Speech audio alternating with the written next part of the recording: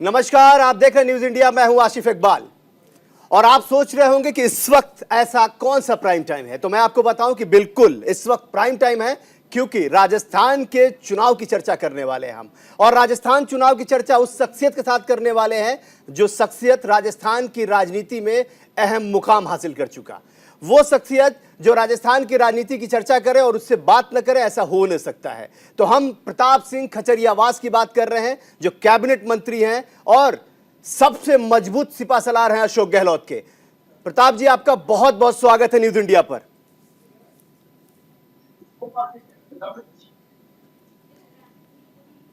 आपने वक्त निकाला न्यूज इंडिया के लिए, उसका बहुत धन्यवाद।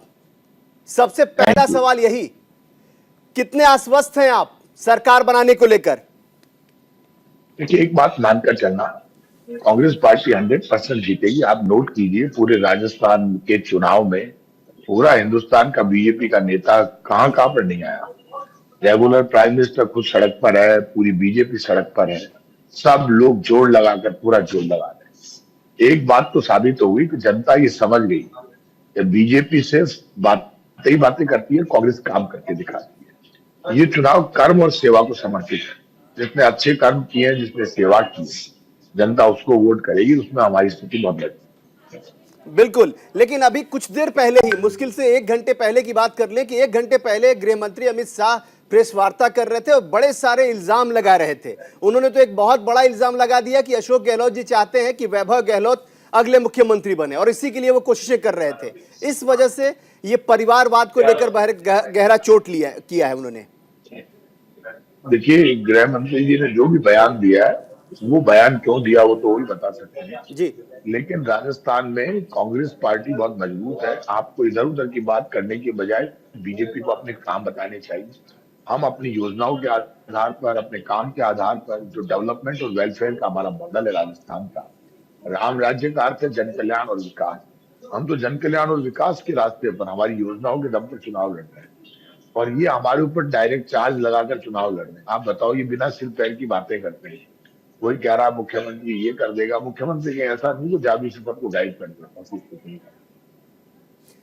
बिल्कुल आप सही कह रहे हैं, लेकिन एक बात और कि आप लोग, अगर मैं आपसे 3 योजनाओं की बात करूं, ऐसे तो भाई 30 होंगे, लेकिन 3 योजनाओं की बात करें, क्योंकि आज आखिरी वक्त चल रहा है और कहते हैं कि जो आखिरी वक्त में तैयारियां होती हैं, जो आखिरी वक्त में आखिरी तक पहुंच पाता है, वो बहुत बड़ी बात है। न्यूज इंडिया के तमाम दर्शक आपको देख रहे हैं, सुन रहे हैं, समझ रहे हैं। आप बताइए कि कौन कौन सी ऐसी योजनाएं हैं जिसके भरोसे राजस्थान सरकार, कांग्रेस की सरकार, ये कह रही है कि दोबारा फिर लौटेगी? 100%। आप जानते हैं, हमारे यहाँ 25 लाख तक का इलाज फ्री है, जो अब बढ़ाकर 50 लाख रुपए कर दिया गया है। हमने ओपीएस लागू की है पूरी कंट्री में पहली बार। और ये ओपीएस योजना तब है जब 12,000 रुपए जिस कर्मचारी को मिलते हैं रिटायरमेंट, उसको 48,000 मिलेंगे। मतलब ओल्ड पेंशन स्कीम लागू करना। निर्मला सीतारमण जी कह रही है हम तो ओल्ड पेंशन स्कीम का विरोध करते हैं। हमने राइट टू हेल्थ लागू कर दिया। आप बात करते हैं, हमने राजस्थान का नौजवान, एकमात्र नौजवान है जो रोडवेज की बस में फ्री में चलता है। राजस्थान में 1 करोड़ लोगों को बुजुर्ग विकलांग विधवा पेंशन देते हैं। हमारी हर योजना गारंटी के साथ लोगों तक पहुंची है। 14,000 करोड़ के तो कर्जे माफ कर दिए 22 लाख किसानों को। जो कहा वो करके दिखाया। हमारी योजनाओं की आप फहरिस्त पर आओगे तो लोग ये समझ जाएंगे कि डायरेक्ट महंगाई, गरीबी, बेरोजगारी से मुक्त कराने वाली है। डायरेक्ट रिलीफ मिल रहा है।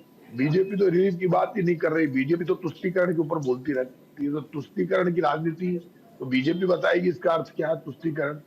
तो बीजेपी के ऊपर लागू होता है तुष्टीकरण, हमारे ऊपर नहीं। क्या होता है तुष्टीकरण, मैं नहीं समझा। हम तो संतुष्टीकरण की राजनीति करते हैं। हम नौजवान को संतुष्ट करते हैं, हम बुजुर्ग को संतुष्ट करते हैं, विधवा को, माँ को, बहन को, बेटी को, बुजुर्ग को। हर योजना संतुष्टीकरण की है हमारी। इसलिए जनता का हमें बहुत समर्थन मिल रहा है। हम 100% जीत कर आए। एक सवाल और, क्योंकि आप जब बैठे और राजस्थान की सियासत से आपसे जुड़ी सवाल ना पूछे हम, कैसा कैसे हो सकता है। जरा हम ये बता दीजिए कि एक तरफ वो लोग कह रहे हैं कि आपके यहाँ बहुत टूट नजर आ रही है, उनकी तरफ क्या है? अब वो कह रहे हैं कि वसुंधरा राजे को उन लोगों ने समझा लिया, मना लिया और अब इस वक्त इसलिए बीजेपी इस वक्त बढ़त बना रही है। इन दावों पर क्या कहना चाहेंगे आप? देखिए, इनके साथ चोट हो गई। जो बीजेपी का कर्मठ कार्यकर्ता जो काम कर रहा है, उनको तो इन्होंने किनारे कर दिया। कहीं तो बाबा जी को टिकट दे दिया, बाबा जी का कोई लेना देना नहीं। बाबा जी के बेचारे वो पाँव छूटे थे, उन्हें आंख मार दिया। कई जगह पर ऐसे लोगों को ले आए जिनका बीजेपी से कोई लेना देना ही नहीं। अब आप बताइए, इन्होंने अरुण चतुर्वेदी जी का टिकट काट दिया, इन्होंने उनका अशोक परनामी जी का टिकट काट दिया, इन्होंने सुरेंद्र पारी को भंवरलाल जी की बेटी मंजू शर्मा जी का टिकट काट दिया, अशोक लाहोटी का टिकट काट दिया। इन्होंने जो टिकट काटे हैं वो भी बिहार का कार्ड बनेगी बीजेपी। बिल्कुल। एक एक एक सवाल और, क्योंकि जब आपसे बात कर रहा हूं तो बड़े सारे अब लेट हो रहा हूँ साहब, बस एक मिनट, बस एक दो सवाल और है, बस आपको मैं फ्री कर दूं। मैं जानता हूं इस दो वक्त नहीं, आप एक सवाल बहुत इंपॉर्टेंट है आपका। फौलादी की जो हाँ, मेरे बाजार है, जाने जो दीजिए। सट्टा बाजार है, उसमें यह माना जा रहा है कि भारतीय जनता पार्टी सरकार बनाती नजर आ रही है। क्या कहेंगे आप? क्योंकि जो लगातार सट्टा बाजार है और जिस तरह की चीजें आ रही है सामने, उसमें बीजेपी को बढ़त बता रहे हैं लोग। आप मुझे ये बताइए, जब नेशनल मीडिया को बीजेपी ने कंट्रोल कर लिया, आप लोगों को, आप सभी बीजेपी की बढ़त बता रहे हैं। नहीं, मेरी हमने कुछ नहीं नेशनल बताया, मीडिया के हमने नहीं बताया। देखिए, हमने नेशनल, तो आपसे बात की है। हम तो चाहते हैं कि आप अच्छा, बताएं तो कि कौन कौन सी योजना, परियोजना और कौन नेशनल, से ऐसे दावे हैं जिसे सरकार बन रही है।